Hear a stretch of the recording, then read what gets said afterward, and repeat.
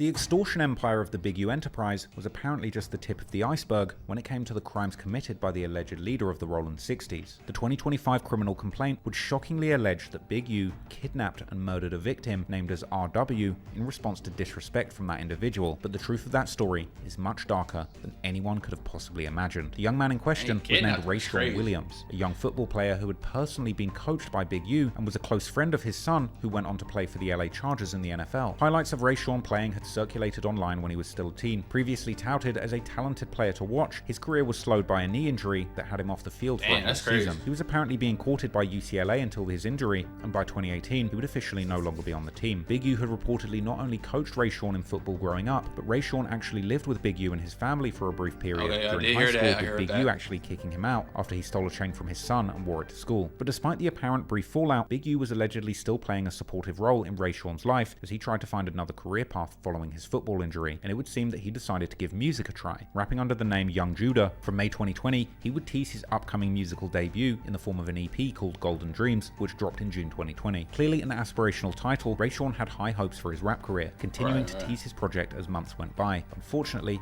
his music wasn't really hitting. He would post snippets of songs that he had made on his IG, and things weren't exactly industry ready. In one song, he called himself Ray Hustle, an ironic reference to Big U's other murdered protege, Nipsey Hussle. As time went on, Rayshawn would post more snippets, and he seemed to be improving as a rapper song by song, even turning on the auto-tune and having a crack at making more emotional pain music. Despite not having success off music yet, Rayshawn was already living the high life, posting pictures of himself chilling in luxury properties. Curiously, he would make one post with a caption saying that some people think that he's rude. Anyway, he continued to experiment, dropping more snippets of music that he'd been working on, and showing himself in Las Vegas on numerous trips throughout 2020. But apparently, shit, it sounded like he was getting money though. So he was living in a high rise. That's one thing about LA niggas. They gonna get some money on. Feel me? They gonna get some money on. behind the scenes, there was some kind of disagreement between Rayshawn and Big U, who had been apparently trying to help him get his music career going. Big U was apparently bankrolling Rayshawn's trips to a studio in Las Vegas to record music, but he was seemingly using his time in the wrong kind of ways. According to the criminal complaint, on January the 20th, 2021, Rayshawn allegedly recorded a diss song where he seemed to suggest that someone would get shot in the face over money, with feds making the suggestion that he was actually dissing Big U. It being believed that there was a dispute over Rayshawn wasting Big U's studio time and not. See, this is the second time I heard they said he made a diss song. Like I said, you watch the Flacco videos, and then like supposedly it was a diss song made. Like, come on. Hey, I don't know, man. This song, boy. Making the most of the time that he had been gifted, with reports from another person involved in organising the studio sessions that Rayshawn had been skipping out and having too much fun during a week where he was supposed to be making a song a day. The day after the alleged diss song, Rayshawn releases a different song as a snippet to his Instagram where he indeed seems to be dissing someone, rapping about how he doesn't need to hate someone he's disagreeing with, but he wishes them the best, and dismissing any criticism that they've made, saying how he doesn't hear it and they should say it with their chest, ending with a sly lyric saying that he's supporting his friends by buying all their merch, and dissing someone for being a snitch and saying how they would get killed for that. It's unclear if any of these lyrics were indeed intended as a sneak diss towards Big U, as he wasn't mentioned specifically. He really trying to sound like Nipsey though. This song, eerily, was the only one on his page that Big U had liked publicly. It's highly possible that he perceived this as disrespect and was letting Rayshawn know that he had his eye on him. According to the criminal complaint, it's alleged that 2 days later, on January the 21st, interestingly, this being Big U's daughter's birthday, Big U and Vay, aka Robinson, drove from Los Angeles to Las Vegas, arriving at the studio unexpectedly, causing the studio security to be confused and ask a lot of questions. According to the later full indictment, Big U had gone there to confront Rayshawn about his lack of production during the allotted studio time, then later going to Rayshawn's Airbnb at 2 a.m. to ask him why he hadn't been at the studio the previous day and calling him out for disrespecting the Big U enterprise. The next day, on January the 24th, and into the night of the 25th, Big U was at a recording studio with Rayshawn and somebody else known only as Witness 2. Big U arrived at the studio around 7:04 p.m, with Rayshawn arriving an hour or two later, recording a song from 11 p.m. until midnight, but clearly, whatever Rayshawn recorded or said didn't quite cut it for Big U, and things were about to get dark. Then, at 12:37 a.m, Big U left the studio, apparently driving Rayshawn back to his Airbnb. During this journey, at 12:58 a.m, Big U's phones were turned off. Interestingly, in a 2021 Drink Champs interview, Big U had mentioned, "Now, why is your phones turned off?" See, this is where it get tricky in this situation. Like, why is your phones turned off?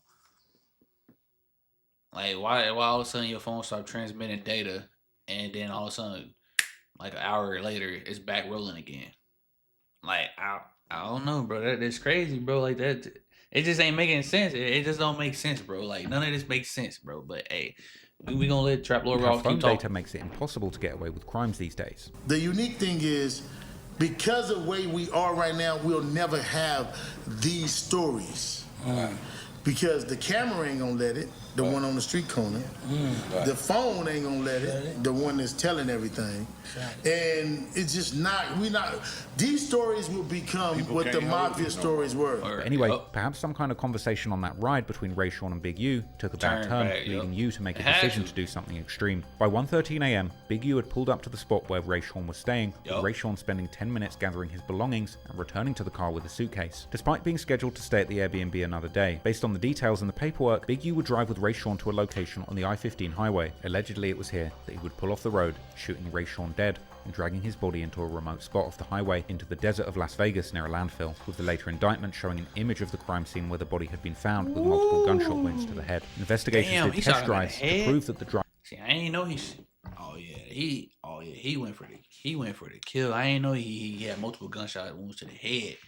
I ain't know all that. Like, that's crazy. Like, that's wild. Oh, yeah. Damn, big... That's execution style right there.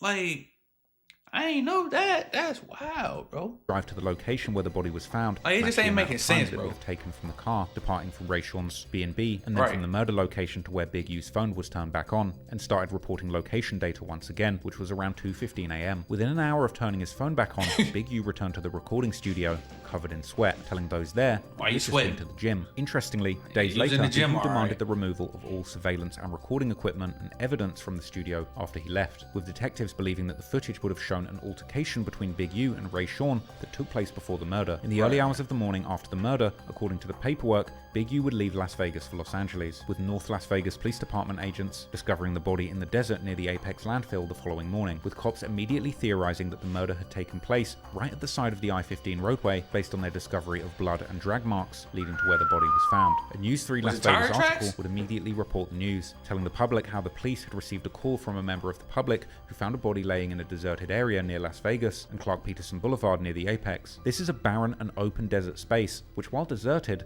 doesn't seem like a place a body would be hard to miss out in the open in the daytime, but it's likely that Big U drove off this unmarked verge on the edge of the I-15 in the darkness of night, thinking that this would be a remote place to drag his body, perhaps not realizing that this was right next to quite literally the largest and busiest landfill in the entire world, with Big U arriving back in Los Angeles an hour after the body was found in the Vegas desert. NLVPD would break the tragic news to Rayshawn's mother, who provided more backstory, telling them that Big U and Rayshawn were close and how he would usually call his mother weekly, but after the murder, the calls abruptly stopped, and Rayshawn's mother had apparently called Big U to confront him after the disappearance of her son, with Big U denying that he'd seen or heard from him. Big U even tried to cover his tracks by replying to an Instagram DM from Rayshawn the day after the murder, but nothing happened for 2 years, it would seem. And what's really fascinating is that Big U was right back to business after this alleged incident, arriving back to Los Angeles and beginning to promote his upcoming documentary, Hip Hop Uncovered, due to be released in a matter of weeks on FX. Meanwhile, the Crenshaw High football Instagram page would announce the death of their former wide receiver, Rayshawn Williams. His teammates would pay tribute to him in their Twitters, but curiously, Big U didn't once acknowledge the death of this young man who had been so close to him and his family for years. Weirdly, Big U never acknowledged this death of someone so close to him, but when Gilly's son Cheese was killed,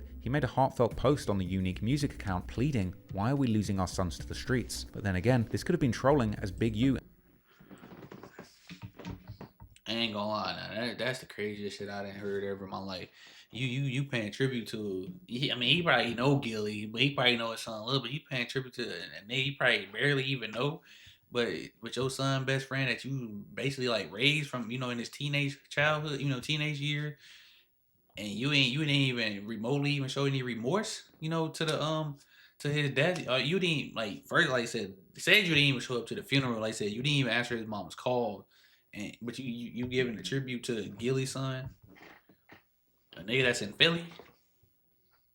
Like, come on, man. Like make it make sense though. Like it ain't adding up. Like I said, you came back like an hour later, you sweating, talking about you been to the gym. Like I said, you was in the gym already. You was in the gym. in the 60s were rumored to have robbed Gilly and his son years earlier, and Yu would post other tributes to other deceased youngsters that his friends had lost, but curiously, nothing about Rayshawn. As the days went on, Big U would continue to promote his upcoming FX documentary. He was enjoying his newfound fame, posting a clip of himself getting lint rolled by the wardrobe department, showing the world that he was now a superstar 60. You did it before? Go ahead. I'm gonna hug you. They about to put a Sephora in the 60. Oh, that's game. On February the 8th, he would post a cryptic message saying that nobody cares about the truth when the lie is more entertaining. After this, Big U would take to Instagram again to celebrate a billboard for his show placed on Sunset Boulevard, even pulling up to the scene to make a video saying that people are saying that they should stay away from Big U. Trick. What? They say stay away from Big U, cuz. They lying. They stay with Big U, cuz. On the billboard on Sunset. Sunset. He on Sunset. You see that? All up in that mic, you see that say, dang! Big U was laughing at his haters, sneaking a shot at Nipsey Hussle, saying that the marathon continues. The marathon continues, goddammit. This was the opposite of laying low. Big U was soaking up the spotlight despite allegedly killing a close family friend less than a month before this. And the spotlight would shine brighter when eventually Hip Hop Uncovered would drop on February the 12th, 2021. Big U would tease part of the upcoming show, posting a clip where Wiz Khalifa described him as the Godfather and claiming that you can't do anything in rap without Big U being consulted. I'm gonna say he probably didn't go on. Big U's role in rap, he would definitely be the Godfather. Can't do nothing without consulting him. He's the only guy who does move how he moves. He was involved with Nipsey. He had a relationship with Death Row. People from certain neighborhoods' names would ring bells, and his name was ringing a lot of bells. Yu was at the top of the game within just weeks of this alleged murder, and now his story was being broadcast to millions of people on television. Hip Hop Uncovered would break down the life story of Big U in selective detail. It would include interesting tidbits, like a segment where he said that if he doesn't answer the phone, it can mean somebody dies. People don't understand that sometimes if I don't answer the phone, it could be death for somebody else. One of Big U's closest confidants and future co-defendant, Bearclaw, would even congratulate him on Instagram with a caption saying, "When you sit down and put your mind to it, anything is possible." But clearly behind the scenes, there was pressure on Big U. He would make a post at the start of March, seemingly angry about people coming to him with negative questions and saying that he wants people to keep him out of silly stuff, notably with the comments turned off. He'd post more cryptic statements to Instagram, like this one that says that he respects any man who can heal a heart that he didn't break and raise a child that he didn't make. Perhaps a coded admission of failure, alluding to efforts to help Rayshawn with his football coaching and rap career that ultimately...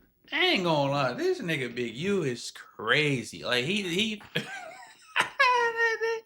bro, he felt untouchable, bro. That's what it's like. And he probably done got all them rap niggas, too. He probably done got all of them. Because I said, I didn't hear it, like, I caught it a little bit of it, but they said, they supposedly robbed Gilly and his son a year earlier. Like, he... Like, what in the hell, bro? Like, damn, this nigga Big U is crazy. This nigga is the... I don't even know what to call the nigga. Like, that nigga really Debo. Like, he is playing his own character. Like, that is wild, bro.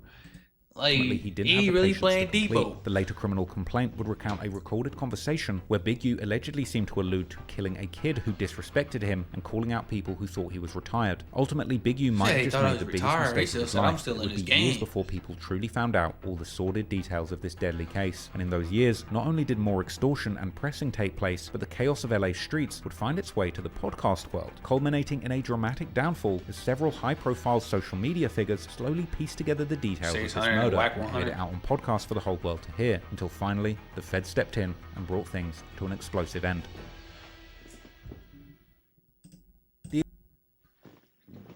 Damn, that's crazy. Hey, that man Big U a menace, boy. That nigga really Debo for real. Like I said, Ice Cube said he created the character Debo off of him. Hey, you ain't nothing to deny, man. But y'all hit the like, subscribe button if y'all new here, man. Welcome to the channel as well. And catch y'all on the next one, man. If y'all can do me a favor as well, can y'all go check out my second channel? It's D.SHELTON TV. The link's in the description. We out.